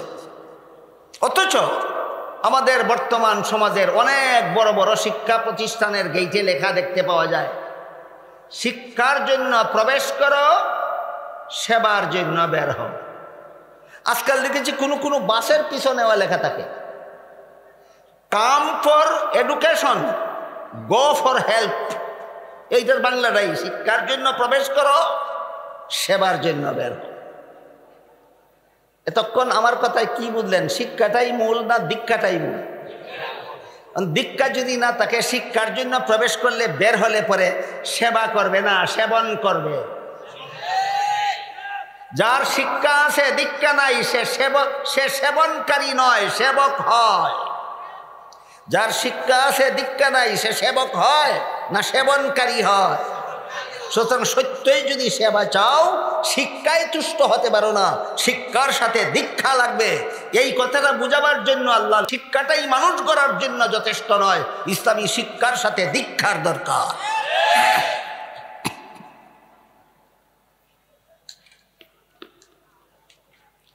দীক্ষা ছাড়া শিক্ষায় সেবক হয় না সেবনকারী হয়। এর একটা উদাহরণ দিচ্ছি আপনাদেরকে আমার জীবনের বাস্তব ঘটনা থেকে। আমার মনে হয় আজ থেকে 40 বছর আগের ঘটনা হবে। ব্রাহ্মণবাড়ি এলাকার একটা মাহফিল শেষে রেলে বাড়ি যাওয়ার জন্য রেল স্টেশনে গেল। গিয়ে দেখি রেলগাড়ি ছেড়ে দেয়, টিকিট নেওয়ার সময় নাই। টিকিট ছাড়াই রেলগাড়িতে চড়লাম। রেলগাড়িতে যে কেউ বিনা টিকিটে চড়লে তার কাছ থেকে ভাড়া নিয়ে তাকে টিকিট বানিয়ে দেওয়ার জন্য সরকারের পক্ষ থেকে বেতনভোগী কর্মচারী তাকে জানা আছে আপনাদের। আমি তাকে বললাম, ভাই রেলগাড়ি ছেড়ে দিচ্ছিল, আমি টিকিট নিতে পারিনি, আমাকে একটা টিকিট বানিয়ে দিন আর আমার কাছ থেকে যা ভাড়া হয় আপনি নিয়ে যান। উনি আমাকে বলেন টিকিট বানিয়ে দেওয়া যাবে না। আমি বললাম সরকার আপনাকে বেতন দেয় টিকিট বানিয়ে দেওয়ার জন্য, বানিয়ে দেওয়া যাবে না কেন? উনি বললেন টিকিট বানিয়ে দিলে শুধু ভাড়া দিলে হবে না, বিনা টিকিটে রেল চড়ার জরিমানাও দিতে হবে। আমি বললাম জরিমানাও দেব, ভাড়াও দেব, আমাকে একটা টিকিট বানিয়ে দিন। এবার তিনি বললেন, হুজুর আপনার জরিমানা তো লাগবেই না, ভাড়াও সবটুকু লাগবে না, টিকিট ছাড়া যা মনে চায় আমাকে দিয়ে দেন। বুঝলেন ঘটনাটা? বুঝলেন? এই লোকটা অশিক্ষিত ছিল বলেই সরকার তাকে চাকরি দিয়েছিল, না শিক্ষিত? বুঝে থাকলে আপনাদের বলতে হবে এবার তার কাছে কি আছে কি নাই। এবার বলুন, দীক্ষা ছাড়া শিক্ষা সফল না বিফল? দীক্ষা ছাড়া শিক্ষার দ্বারা সেবক হয় না সেবনকারী হয়? কেমন চমৎকার সেবনের ব্যবস্থা করলো। বলল জরিমানাও লাগবে না, ভাড়াও লাগবে না, টিকিট ছাড়া যা মনে চাই দিয়া দিন। সেবা না সেবন? আমি কি আপনাদের বুঝাতে পারলাম? দীক্ষা ছাড়া শিক্ষার দ্বারা যে সেবা হয় না, শুধু সেবন হয়। এই লোকটা নীতিশীল না দুর্নীতিবাজ? অশিক্ষিত না শিক্ষিত? এই শিক্ষিত। আজ থেকে 40 বছর আগে বাংলাদেশে আমি একটা শিক্ষিত দুর্নীতিবাজ পেয়েছিলাম। বর্তমান বাংলাদেশে কোনো শিক্ষিত দুর্নীতিবাজ নাই। আপনারা যদি বলেন আছে, তাহলে দায় দায়িত্ব আপনাদের। আমি শুধু জিজ্ঞেস করব, শিক্ষিতরা দুর্নীতিবাজ হয় কেন? কোরআনে আল্লাহ যা শিক্ষা দিয়েছেন তা জানে না। কোরআনে আল্লাহ শিক্ষা দিয়েছেন শিক্ষাটাই উদ্দেশ্য নয়, দীক্ষাটাই উদ্দেশ্য। দীক্ষা ছাড়া শিক্ষা বিফল। এই কথাটা বুঝাবার জন্য আল্লাহ পাক রব্বুল আলামিন লিয়াতাআল্লামু ফিদ্দীন না বলে লিয়াতাফাক্কাহু ফিদ্দীন বলেছেন। এবার আমরা তাফাক্কুহ ফিদ্দীন কাকে বলে বোঝার চেষ্টা করব। দিন কাকে বলে? 3 এলেমের সমষ্টির নাম। ভুলে গেলেন? 3 এলেমের সমষ্টির নাম দিন। হাদিস শরীফে রাসূল উম্মতকে শিক্ষা দিয়েছেন। জিবরিলের প্রশ্নের জবাব। ইলমে আকাইদ, ইলমে ফিকহ, ইলমে তাজকিয়া, 3 এলিমের সমষ্টির নাম দিন। এলেমই দিন, এলেমই দিন।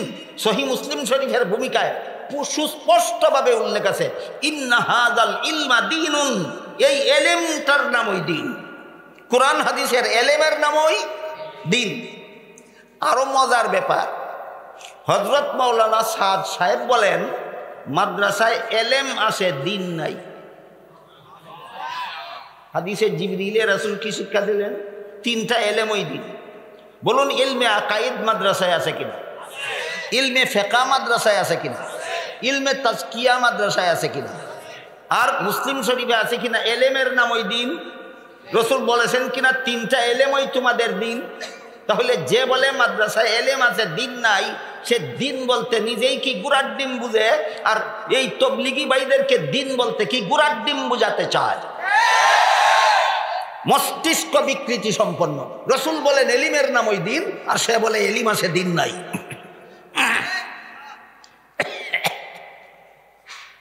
সুতরাং এতক্ষণে পরিষ্কার হলো তিনটা এলেমই আমাদের দিন। হাদিসে জিবরিলের মধ্যে আল্লাহ রাসূল এই কথা পরিষ্কার করে দিয়েছেন, তিন এলেমের সমষ্টি মুসলমানদের দিন। একটা এলিমের নাম ইলমে আকাইদ, একটা এলিমের নাম ইলমে ফিকহ, একটা এলিমের নাম ইলমে তাজকিয়া। এবার আমরা বোঝার চেষ্টা করি তাফাক্কুহ ফিদ্দিন কাকে বলে।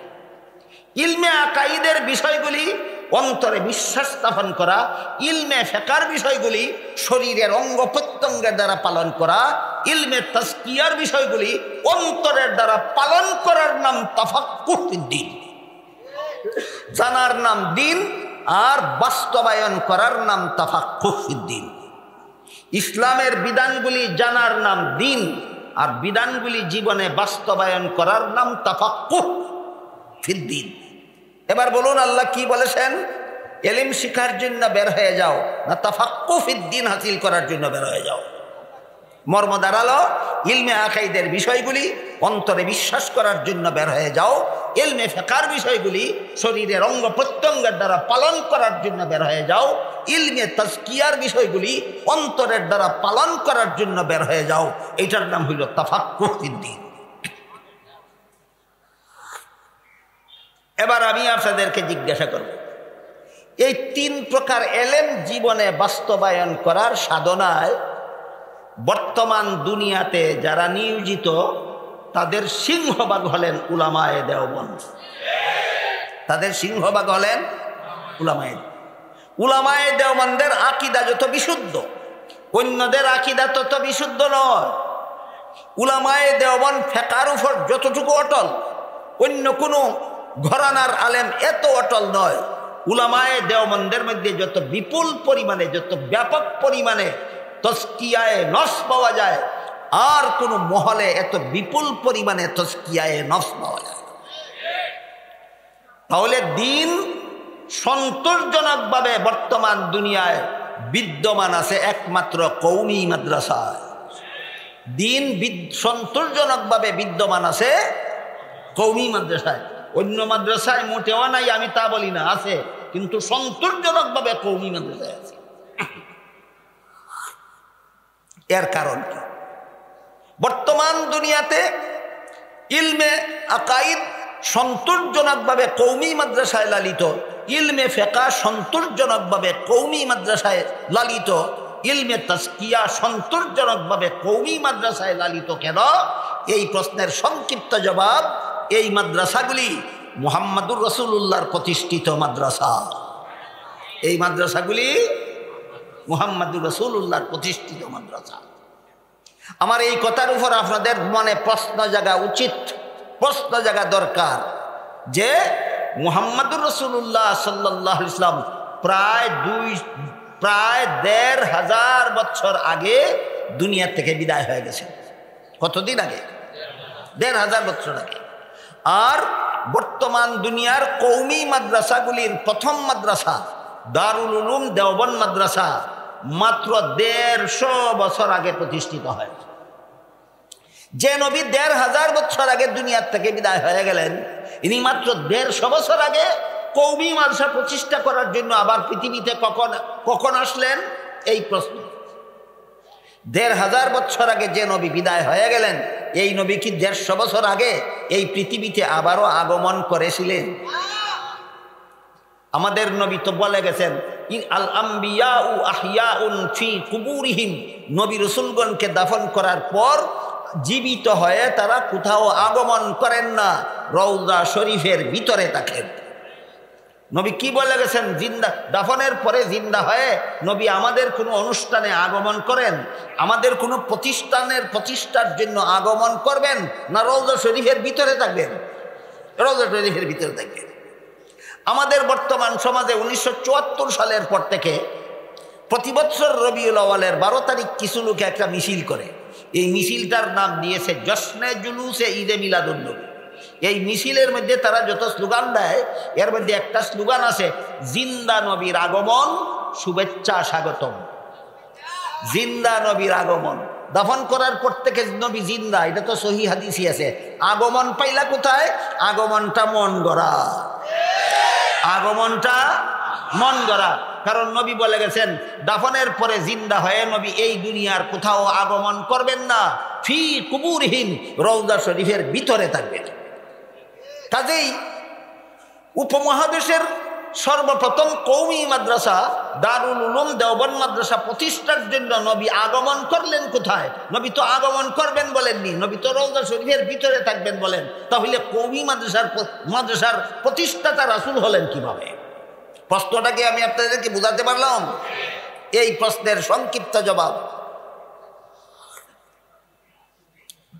আমাদের পাক ভারত বাংলাদেশ 3 দেশের সমন্বিত নাম উপমহাদেশ। এক সময় 3 দেশ ছিল না, বাংলাদেশ ছিল না, পাকিস্তান ছিল না, ভারত আলাদা ছিল না, 3 দেশে এক দেশ ছিল, নাম ছিল ভারত উপমহাদেশ। ওই ভারত উপমহাদেশ শাসন করতেন মুঘল সম্রাটেরা, যারা মুসলমান শাসনকর্তা ছিলেন। বাদশাহ আলমগীর, বাদশাহ শাহজাহান, তারা ছিলেন সমগ্র ভারতের মুসলমান শাসনকর্তা। তাদের আমলে সমগ্র ভারত উপমহাদেশে প্রায় 12 লক্ষ মাদ্রাসা ছিল। সবগুলি মাদ্রাসার নামে অক্ষ সম্পত্তি ছিল, সম্পত্তির আয়ের দ্বারাই সারা বছর মাদ্রাসার খরচ চলত। ইংরেজরা বাণিজ্যের সুতায় 17 শতাব্দীর প্রথম দিকে আমাদের উপমহাদেশে এসেছিল, ব্যবসা করার দুকা দিয়ে এসেছিল। আসার পর আমাদের ভারত উপমহাদেশের শাসন ক্ষমতা জুড়ে দখল করে নিয়ে গেছে। ইংরেজরা উপমহাদেশের শাসন ক্ষমতা দখল করে নিয়ে যাওয়ার পর 12 লক্ষ মাদ্রাসার নামে যত অক্ষ সম্পত্তি ছিল সমস্ত অক্ষ সম্পত্তি বাজেয়াপ্ত করে নিয়ে গেল।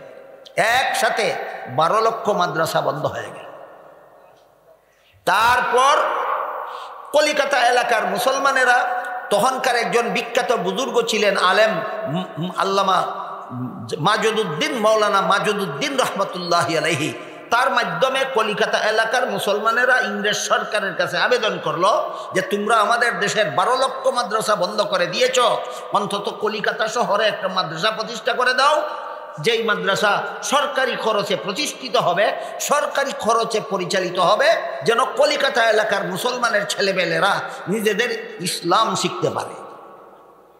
আবেদন মঞ্জুর করে ইংরেজ সরকার প্রধান লর্ড ওয়ারেন হেস্টিংস 1781 খ্রিস্টাব্দে কলিকাতা একটা মাদ্রাসা প্রতিষ্ঠা করে দেয় সরকারি খরচে, এবং পরিচালনাও করে সরকারি খরচে।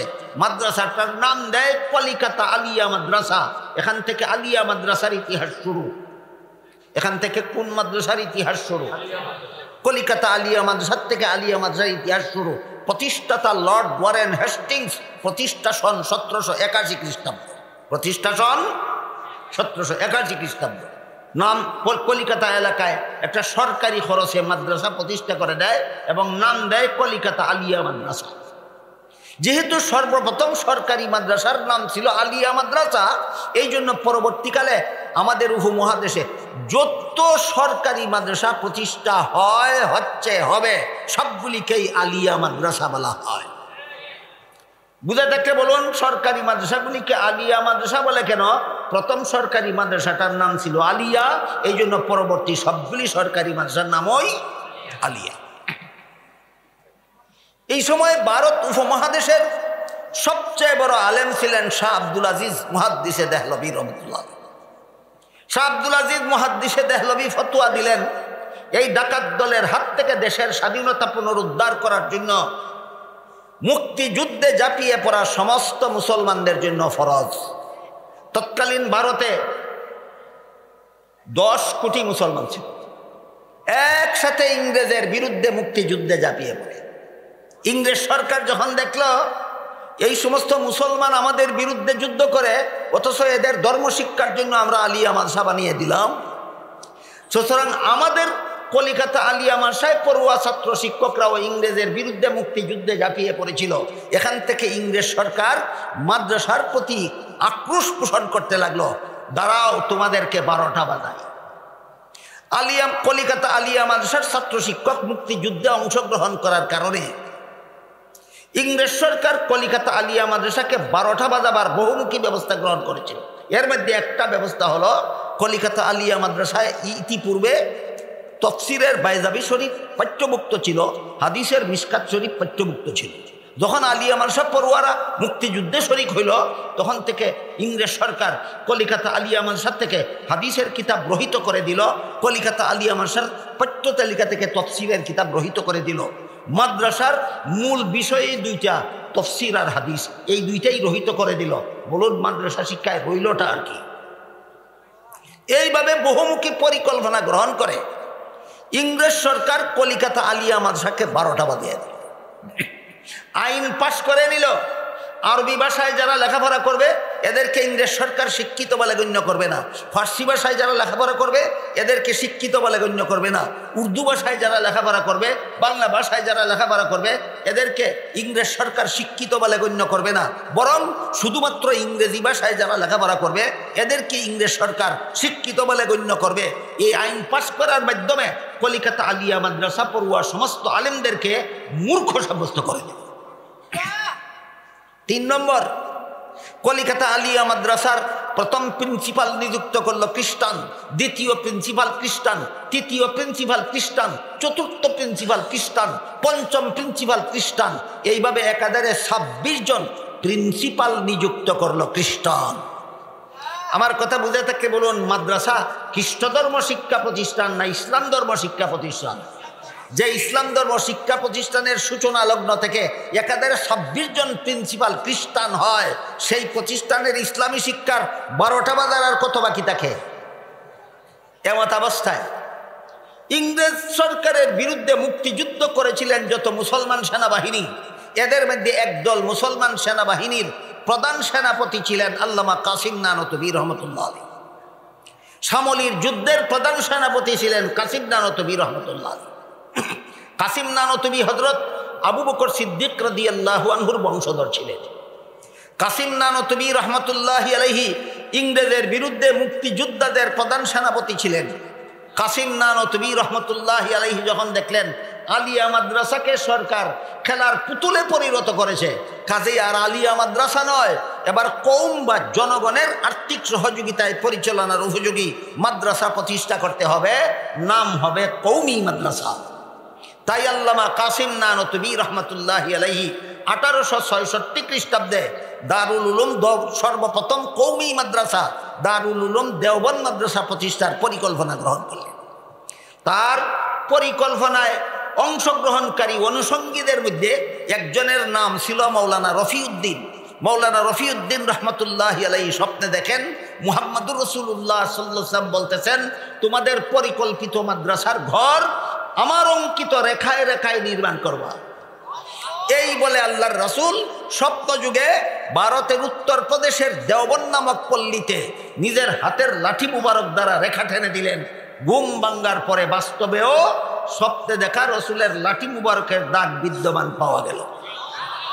সেই দাগে দাগে উপমহাদেশের সর্বপ্রথম কওমি মাদ্রাসা দারুল উলুম দেওবন্দ মাদ্রাসার ঘর নির্মাণ করা। সুতরাং সর্বপ্রথম কওমি মাদ্রাসার বাহ্যিক প্রতিষ্ঠাতা কাসিম নানতবী হলেও আমরা আধ্যাত্মিক দৃষ্টিতে কওমি মাদ্রাসার প্রথম প্রতিষ্ঠাতা মুহাম্মদুর রাসূলুল্লাহকে দেখতে পাই। বুঝে থাকলে বলুন, কওমি মাদ্রাসার বাহ্যিক প্রতিষ্ঠাতা ছিলেন কাসিম নানতবী, আধ্যাত্মিক প্রতিষ্ঠাতা ছিলেন কে? এই জন্য বলেছি কওমি মাদ্রাসায় ইলমে আকাইদ যথাযথভাবে বিশ্বাস করা হয় কেন, কওমি মাদ্রাসায় ইলমে ফিকহ যথাযথভাবে আমল করা হয় কেন, কওমি মাদ্রাসায় ইলমে তাজকিয়া যথাযথভাবে পালন করা হয় কেন, মুহাম্মদুর রাসূলুল্লাহর লাঠি মুবারকের দাগের বরকতে। আমার কথা বুঝে থাকলে বলুন, আমি যে বলেছিলাম যে বর্তমানে একমাত্র কওমি মাদ্রাসায় সন্তোষজনকভাবে ইলমে আকাইদের বিশ্বাস লালন করা হয়, বর্তমান দুনিয়াতে একমাত্র কওমি মাদ্রাসায় ইলমে ফিকহের বিষয়গুলি যথাযথভাবে আমল করা হয়, বর্তমান দুনিয়ায় একমাত্র কওমি মাদ্রাসায় ইলমে তাজকিয়ার বিষয়গুলি যথাযথভাবে পালন করা হয়। কেন? এগুলি মুহাম্মদুর রাসূলুল্লাহর প্রতিষ্ঠিত মাদ্রাসা।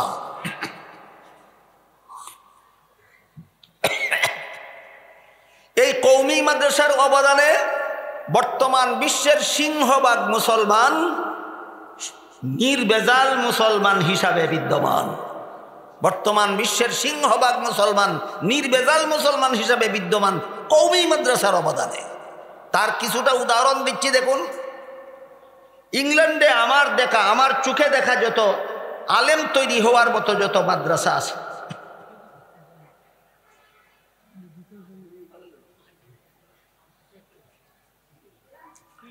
আমার চোখে যত মাদ্রাসা ইংল্যান্ডে দেখেছি আলেম তৈরি হওয়ার মতো, সবগুলি উলামায়ে দেওবন্দের দ্বারা প্রতিষ্ঠিত এবং পরিচালিত। আমেরিকায় আলেম তৈরি হওয়ার মতো যত মাদ্রাসা আমার চোখে দেখেছি, সবগুলি উলামায়ে দেওবন্দের দ্বারা প্রতিষ্ঠিত এবং পরিচালিত। কানাডায় আমার চোখে যত আলিম তৈরি হওয়ার মতো যত মাদ্রাসা দেখেছি, সবগুলি উলামায়ে দেওবন্দের দ্বারা প্রতিষ্ঠিত এবং পরিচালিত। বুঝে থাকতে বলুন, বর্তমান সারা বিশ্বে সত্যিকারের এলেমের খেদমতে কারা বিদ্যমান? উলামায়ে দেওবন্দ বিদ্যমান, কওমি আলেমগণ বিদ্যমান। এই কথাগুলি যাদের জানা নাই, বুঝতে কঠিন হয়, তাদের জন্য জানা এবং বুঝতে কঠিন হবে না এমন একটি উদাহরণ দিচ্ছি। সর্বপ্রথম কওমি মাদ্রাসা দারুল উলুম দেওবন্দ মাদ্রাসার শিক্ষাপ্রাপ্ত একজন মাত্র আলেম, নাম ছিল মৌলানা ইলিয়াস রহমতুল্লাহ। কি নাম? ইলিয়াস রহমতুল্লাহ। হযরত ইলিয়াস রহমতুল্লাহ আলাইহি সারা বিশ্বজুড়ে যে তবলিগি পদ্ধতি চালু করে গেছেন, তার চালু করা পদ্ধতিতে তবলিগি ভাইদের আমল আখলাক দেখে অসংখ্য অগণিত ইহুদি, খ্রিস্টান, মুসলমান হয়েছে। বিশ্বজুড়া লক্ষ লক্ষ কোটি কোটি মুসলমান ইলিয়াস রহমতুল্লাহ আলাইহির চালু করা তবলিগি জমাতের পরশে নিজের কলেমা সংশোধন করছে, নিজের আমল সংশোধন করছে, নিজের ইমান সংশোধন করছে। বুঝে থাকতে বলুন, কওমি মাদ্রাসার অবদান শুধু ভারতে বিদ্যমান, শুধু পাকিস্তানে বিদ্যমান, শুধু বাংলাদেশে বিদ্যমান না, সমগ্র পৃথিবীতে বিদ্যমান? সমগ্র পৃথিবীতে বিদ্যমান। এই কওমি মাদ্রাসার অবদানে বর্তমান দুনিয়ার সিংহভাগ মুসলমানের ইমান সংশোধন হয়, বর্তমান দুনিয়ার সিংহভাগ মুসলমানের আমল সংশোধন হয়, বর্তমান দুনিয়ার বেশিরভাগ মুসলমানের আত্মশুদ্ধি হাসিল হয় এই কওমি মাদ্রাসার অবদানে। আর এই তিন এলেমকেই আল্লাহ রসুল কি আক্কা দিয়েছিলেন? আমাদের দিন বলে আক্কা দিয়েছিলেন। আপনাদের একটা প্রশ্ন পাঠিয়েছেন, কোন নির্বাচনী প্রচারে পদপ্রার্থী নিজের ফটোসহ দুর্গা পূজার শুভেচ্ছা চায়, দুর্গা পূজার শুভেচ্ছা চায়। আল্লাহ পাক রব্বুল আলামিন পবিত্র কোরআনের সূরা আলে ইমরানের 85 নম্বর আয়াতে বলেছেন, মাই ইয়াবতাগি গায়রাল ইসলামি দীনান ফালাই ইউকবালা মিনহু। ইসলাম ছাড়া আর কোনো ধর্ম যারা পালন করে, আল্লাহ বলেন কখনো গ্রহণযোগ্য নয়। ইসলাম ছাড়া আর কোনো ধর্ম আল্লাহর কাছে কখনো গ্রহণযোগ্য নয়। এবার বলুন, দুর্গা পূজা ইসলামী অনুষ্ঠান না মূর্তি পূজারীদের অনুষ্ঠান? আল্লাহর কাছে গ্রহণযোগ্য না প্রত্যাখ্যাত? আল্লাহর কাছে প্রত্যাখ্যাত। এই দুর্গা পূজার প্রতি আল্লাহর অনাস্থা। এখানে যদি কোনো মুসলমান দেয় শুভেচ্ছা, কোথায় শুভেচ্ছা দিয়েছ? তোমার ইমানকে জিজ্ঞাসা করো। আল্লাহর অনাস্থার ক্ষেত্রে যে শুভেচ্ছা দেবে সে সরাসরি আল্লাহর বিরুদ্ধে বিদ্রোহ ঘোষণা করলো। এমন বিদ্রোহ ঘোষণা করলে ঈমান থাকে না। একটা প্রশ্নের জবাব দিয়ে কথা শেষ করি।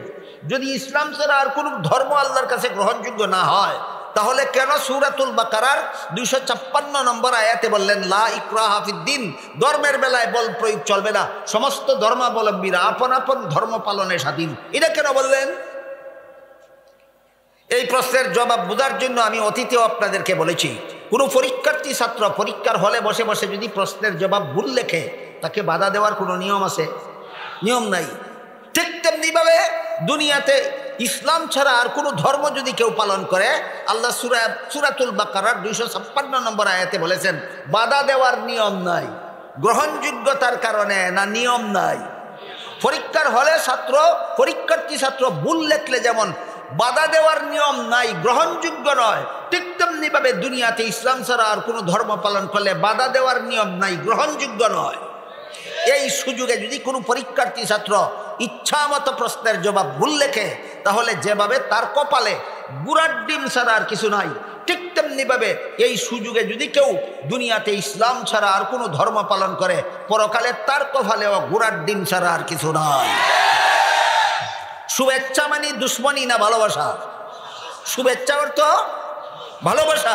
হাদিস শরীফে রাসূল বলেছেন, আল মারউ মা মান আহাব্বা, যার সাথে যার শুভেচ্ছা তার সাথে তার হাসর। যার প্রতি যার শুভেচ্ছা তার সাথে তার হাসর। দুর্গা পূজার প্রতি যে মুসলমানের শুভেচ্ছা, দুর্গা পূজারীদের সাথে তোমাদের হাসর হবে, যদি রাসূলের হাদিস সত্য হয়ে থাকে। আর যদি আপনাদের রসুল মিথ্যা কথা বলে থাকেন, তাহলে সেই জন্য আমি দায়ী না। আপনাদের রসুল জীবনে কটা মিথ্যা কথা বলেছে? আপনাদের রসুল যদি সত্য বলে থাকেন, দুনিয়াতে যার সাথে যার শুভেচ্ছা, পরকালে তার সাথে তার হাসর। সুতরাং দুনিয়াতে দুর্গা পূজায় যে শুভেচ্ছা দিবে, এই মুসলমানের দুর্গা পূজারীদের সাথে হাসর হবে। আল্লাহ আপনাদের আমাদের সবাইকে বিশ্বজুড়া কওমি মাযহার অবদান বুঝার, তাফাক্কুহ ফিদ্দীন বুঝার এবং তা জীবনে হাসিল করার তৌফিক দান করুন। সবাই বলুন আমিন। সুবহানা রাব্বিকা রাব্বিল ইজ্জাতি আম্মা ইয়াসিফুন ওয়া সালামুন আলাল মুরসালিন ওয়ালহামদুলিল্লাহি রাব্বিল আলামিন।